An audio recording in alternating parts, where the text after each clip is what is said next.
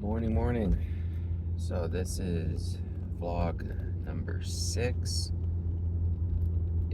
I don't know, just kind of recording as I go by.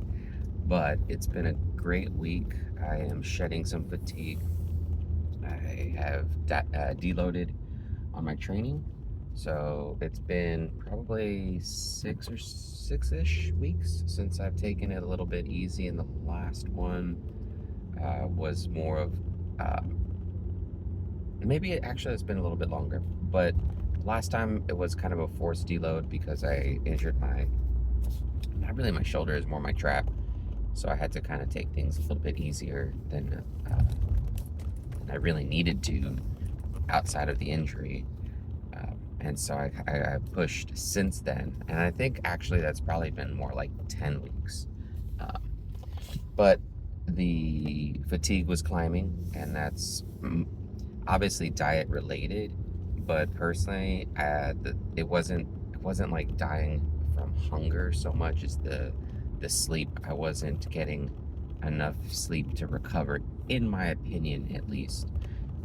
And now I've also switched how I am taking in carbs, or how many carbs I'm taking and how I'm taking it in. So kind of little adjustments along the way.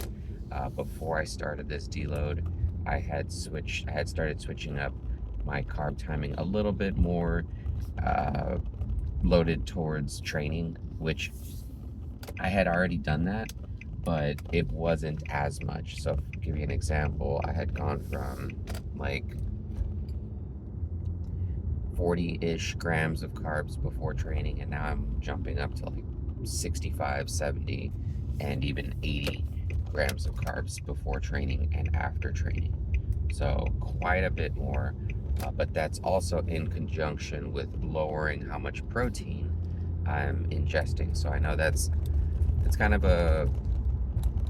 I don't want to say hot topic, but it's a popular topic right now as far as how much protein you need in order to retain muscle, um, whether you're on a growth phase or a cutting phase. So, the literature has always been probably around a gram per pound was adequate enough, but then there's some research to suggest that when in a calorie deficit, that a larger bolus or more protein uh, is going to help you retain that lean body mass. Now, how much of that is true, we don't know yet, and they're saying, well, that more can't hurt.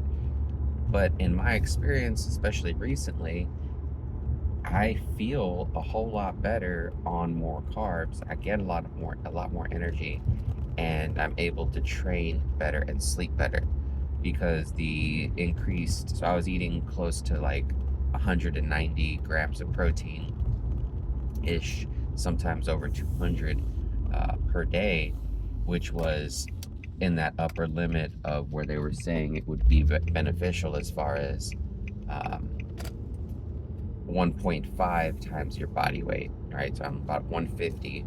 So that's like 75 grams extra, where I can take, I'm taking basically 50 to 60 grams of that protein and reallocating it towards my carbs. Training is better, sleep is better. Uh, you may or may not know that carbs are the precursor for producing serotonin, so that when you eat carbs before bed, even though it's, a quote unquote big no carbs after 6 or whatever you're not supposed to do, I don't know, whatever BS that has been touted. Well, carbs are going to help you sleep better, especially on a deficit, and I'm proof of that. That's what I've been experiencing. And so that's like 20 grams of carbs extra on my last meal, which may not sound a lot, but when you're on a deficit, 20 grams of carbs is 20 grams of carbs. So, and then an extra 30, 40 spread out over 2 meals of the day before training. So, yeah, that's basically what it turns into. And I just found out the car wash that I was supposed to go to is closed, so I just wasted the drive out here. which is whatever. It happens.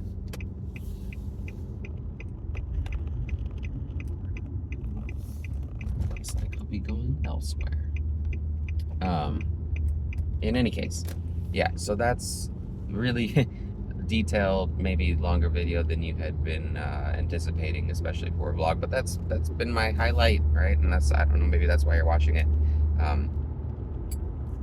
So yeah, I mean, overall, been a great week. As far as body weight, it's really stayed hovering pretty much the same the whole time.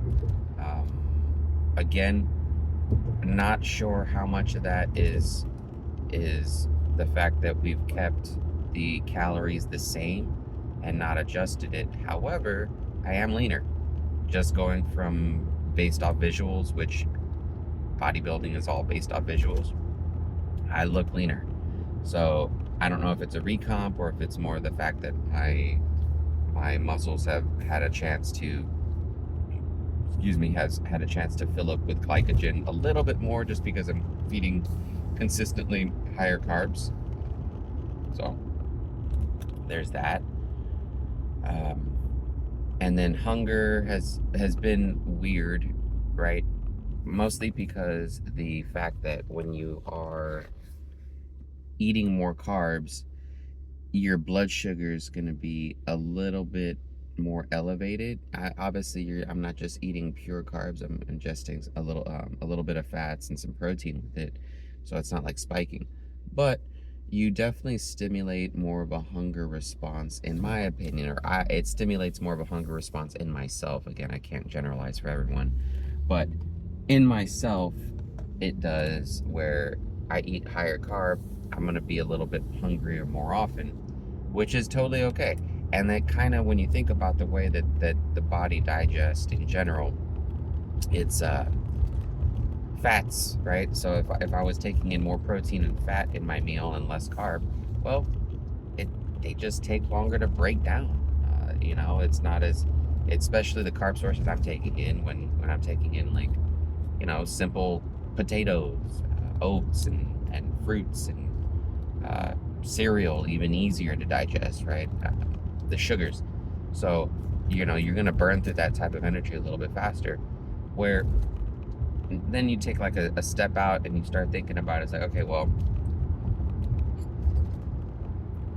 this is why it's kind of seen as eating every 5 or 6 meals as a bodybuilder.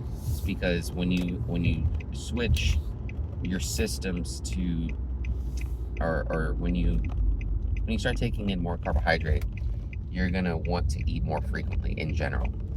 And so it helps keep that satiety high when you're eating a little bit more frequently, and you can eat a little bit smaller meals. My trick, what I have been doing in order to help mitigate the hunger, and I know if you watched my last video about accepting hunger, just because you have to accept the fact that you're hungry doesn't mean that you shouldn't try and want to be satiated, right? I mean, that would be kind of just being a sadist, trying to wanting to suffer. So that wasn't, if you watch that video, that wasn't the point of that video.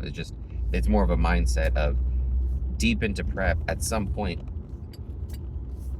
there's no way around it. So stop fighting it mentally and reduce the stress on yourself by accepting that. That was the message behind it. If you got it a little bit twisted, or if I didn't communicate that clearly, that's what I wanted to kind of emphasize the most. So, but going back to the way that I've been kind of trying to mitigate hunger with eating higher carb is obviously put them around training. I don't really get super hungry with training. In the mornings, I will wake up hungry. And if I don't train, then I'm going to push out my meal as far as I can. Like today, I'm not training. So, I'm sticking with my black coffee. And then from there, I'm going to wash my car, like I said, and do a little bit of that, and then eat, and then do the lawn. So that's gonna basically get my steps in, and then eat again after the long. And that will be like my pre and post workout meals then, which will be high carbs. I can, I don't really care about my performance doing the lawn, but I want to keep my carbohydrate intake around the same, so I'm going to keep it the same for the day, and then maybe drop it a little bit more and take in a little bit more fats with some meats.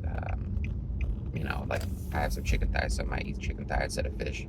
So adjust carbs accordingly, maybe like 20 grams or something like that, but nothing major. And then, so for training, I would do that, obviously high carb pre and post. And then my third meal, which is kind of like my lunch, would be low carb. And I say low carb, like a potato, 150 grams of potatoes, like 30, 35, 40 grams of carbs. And the potato is going to last me longer. It keeps me fuller, right? It's super high satiety index food. Plus, I usually will pair it with a fattier meat, not as lean as like tuna or chicken breast. I'll usually go with like tilapia. I mean, not what I just said, tuna. Like a beef, right? Or chicken thigh, or yeah, maybe pork loin. I don't get pork loin very often, but sometimes pork loin. Even though it's lean, it's not super fatty, but it's more like in between a chicken breast and a chicken thigh. So yeah, and then my last meal, I jump the carbs up, right? I bring up carbs. I have a bunch at night with my meal, and I kind of go moderate fat, maybe like 10 grams of fat, and lower protein, maybe like 40 grams of protein with my last meal, 35 grams of protein, something like that. So, whereas before, I was getting a giant protein bolus at night and not as many carbs. And I've been sleeping better. So I think this is something I'm gonna keep in my protocol for now. It's all about fine tuning and figuring out how I can maximize recovery and performance in the gym more so than trying to stay full right now. That's my main focus, because if I sleep better, that's going to reduce cortisol, it's going to reduce stress overall, it's going to reduce fatigue, and that helps mental clarity, and it helps you fight hunger better, in my opinion. So it's kind of a reverse approach maybe than I had been taking previously. So yeah, I'm trying to go through the update as far as everything this week, because it's been a good week. Mentally, yeah, the last couple weeks were stressful because I was like, I don't know, the diet was getting to me, fatigue was building, I was irritable, I wasn't myself. Now I feel much more myself, and I'm happy about that. So love it. I got 4.5 weeks. It is July 23rd. Yes, 5 weeks actually, because I compete on August 30th. So 37 days for my local one, and then I've got another 35 days to so 72 days out from the Battle of the Bay, and then another 35 days, 100 and almost what is that? Almost 4 months, 3 months ish to 3.5 months ish to Muscle Mayhem. So that's it for now. It's been a long one. Thanks for sticking with me.